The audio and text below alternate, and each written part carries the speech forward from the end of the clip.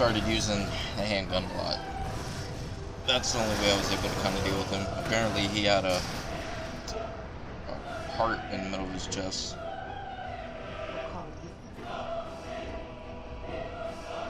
Where did this go?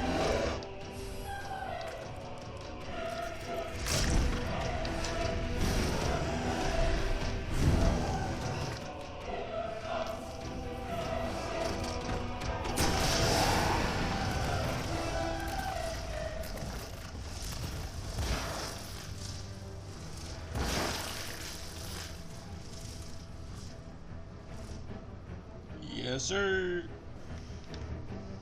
You have arrived at the bottom level.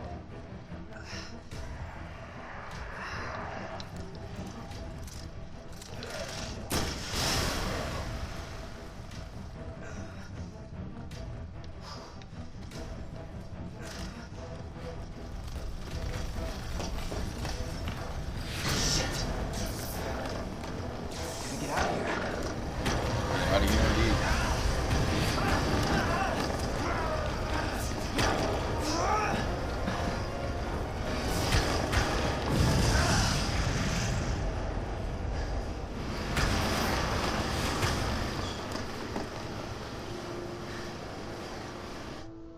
How do you indeed? Got away, guys. Got away. But yeah, I honestly just said fuck the shotgun and I just started using the pistol only. Can't believe I actually miss her. And I kept my distance a lot too. I don't think we should probably keep that. Okay, no. Alright. No complaints from me. Leon? Hey. You made it. Leon! Like I said, we would.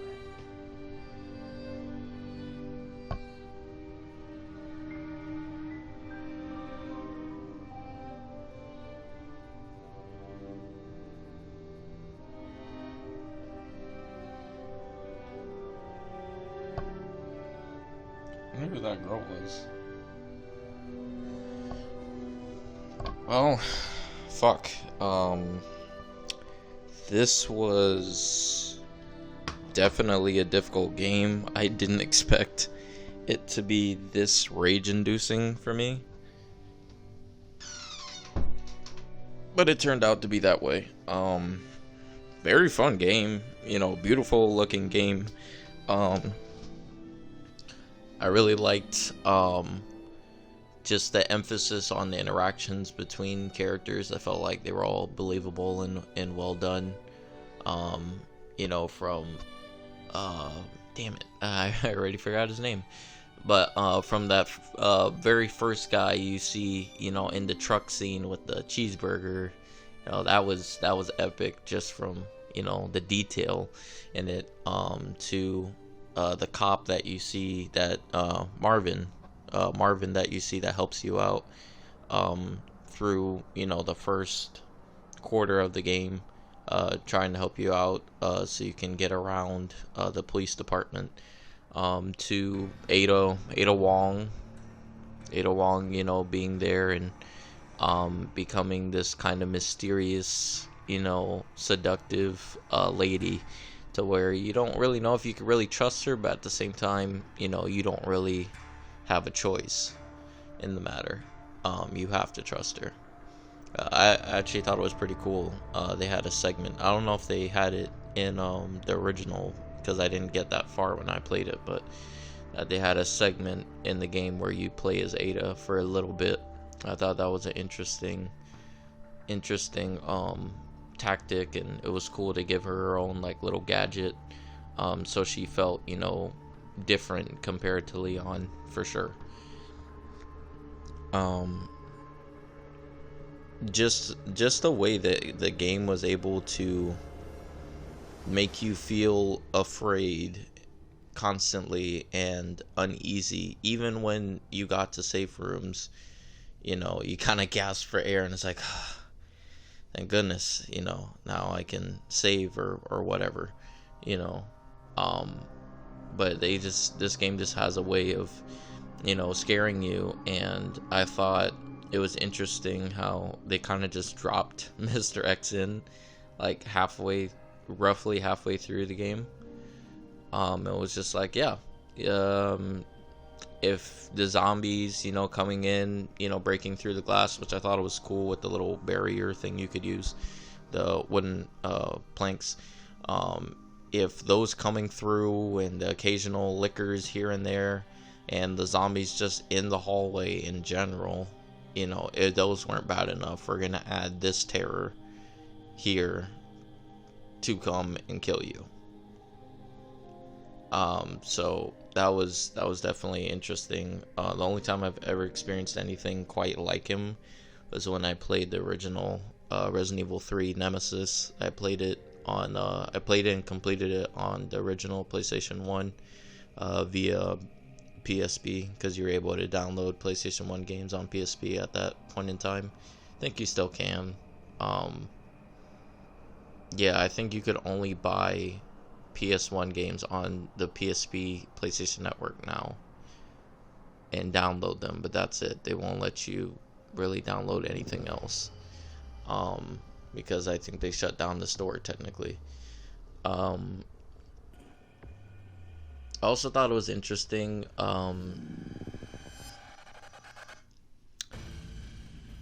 the different places you go in this game.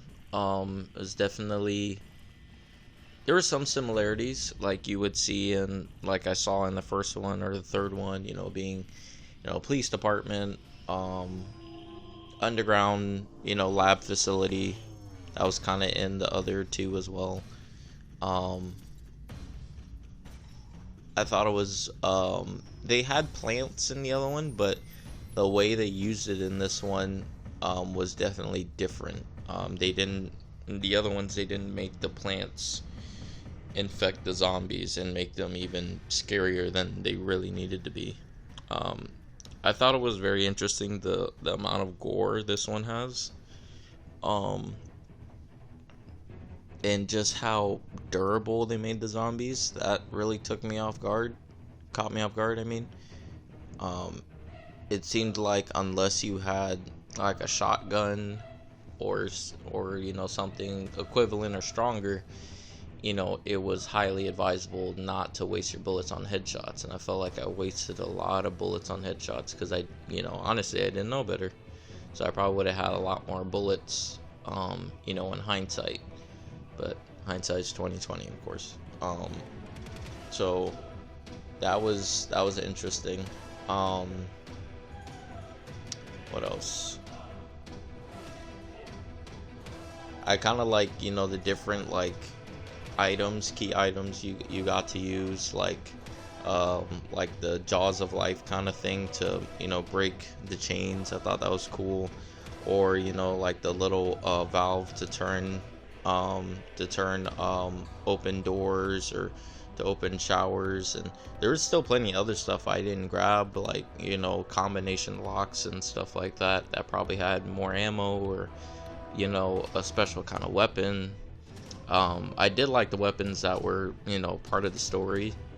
You know, the regular Matilda, you know, with the cool attachments. I kind of like how there were attachments to them as well. You know, Matilda, the shotgun, W 870 shotgun. The flamethrower was pretty cool, actually. I actually had a fun time using that.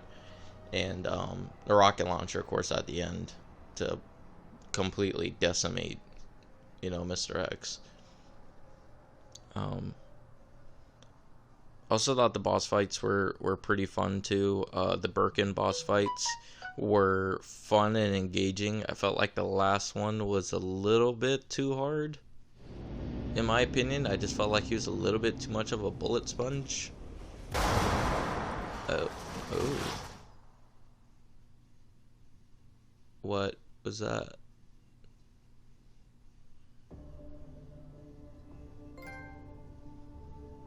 Yeah, I gotta see. Oh, that's not bad. Could have done worse. It took me around 14 hours. Okay. But Yeah, I thought it was the last Birkin fight was a little difficult. But I liked all three fights. You know, it was cool how he kind of just came in. It seemed like he was coming in more and more. The further, or not the further, the closer you were getting to the truth of what happened, it seemed like he was coming in a lot more. Um, I think you had to fight him 3 times, roughly, around 3. Yeah, yeah, it was interesting. Mr.X, you really only fought him that one time, which is the last time. The other times he was stalking you, and you couldn't really deal with him. The zombie dog part, as you probably saw, I struggled a lot too. That sucked.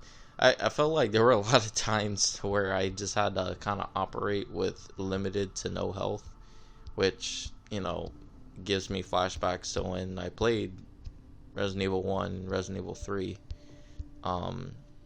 Very similar feelings to where it was difficult, but when you beat it, it felt good. As for how do I put it? As for some of the items, like the key items, I thought it was cool how you were able to kind of turn them around and stuff, and they would have like, you know, like a 3D model, and you could like turn them around, and sometimes you have to slice something open or click a button and it would open something. They had that in the other ones too, but of course it wasn't a 3D model, it was a 2D model, and you would just click examine and then you would see something special about the item. It was always encouraged to grab as much stuff as possible, and, you know, highly encouraged to use your item box. I always loved the item boxes in this game. They were actually nice to me in this one, if you're talking about saves, because in the originals you had these ink ribbons, you know, for the typewriter, but you only had limited amounts that you could find in the game in total. So if you didn't space them out, you know, properly, you know, you could end up, you know, effing yourself over for the whole game and end up losing a lot of progress. So they didn't do that to me in normal mode, but I'm sure in hardcore mode they probably do that. As for like, if you're gonna see any more of this game on my channel,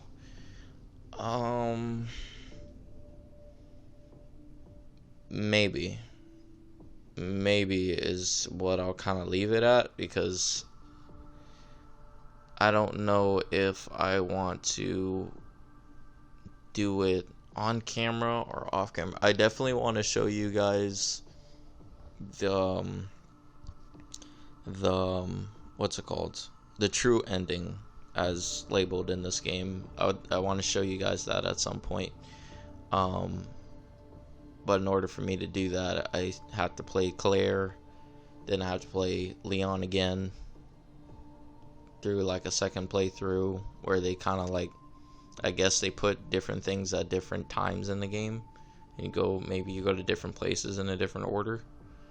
I don't even know if that existed in the original. Usually when I play these, even in the first one, when you can play as Jill or Chris, I only played as Jill, and that was kind of it.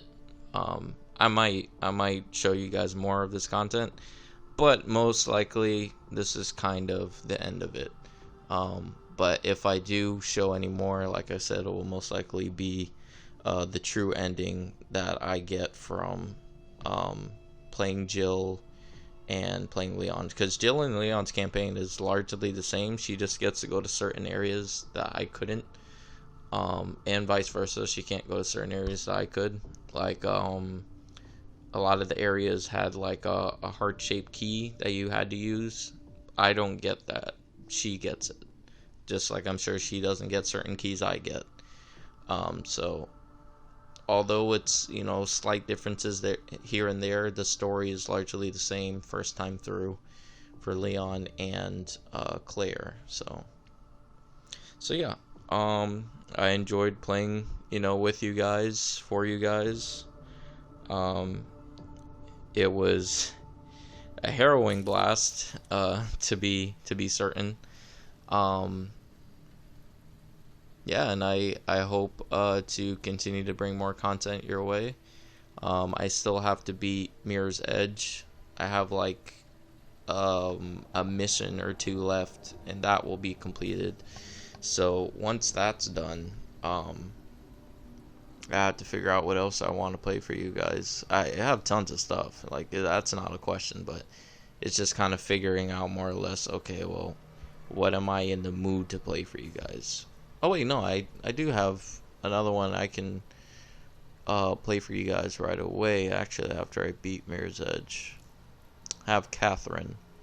Yeah, Catherine, and then I'll probably pick up another game from the PlayStation Now server to show you guys as well. I like playing games from PlayStation Now because it has a lot of PS3 games that I never got to play. So, yeah. So, I think I'll sign off here because I'm getting a phone call from my girlfriend and I don't want to ignore it. Alright, bye.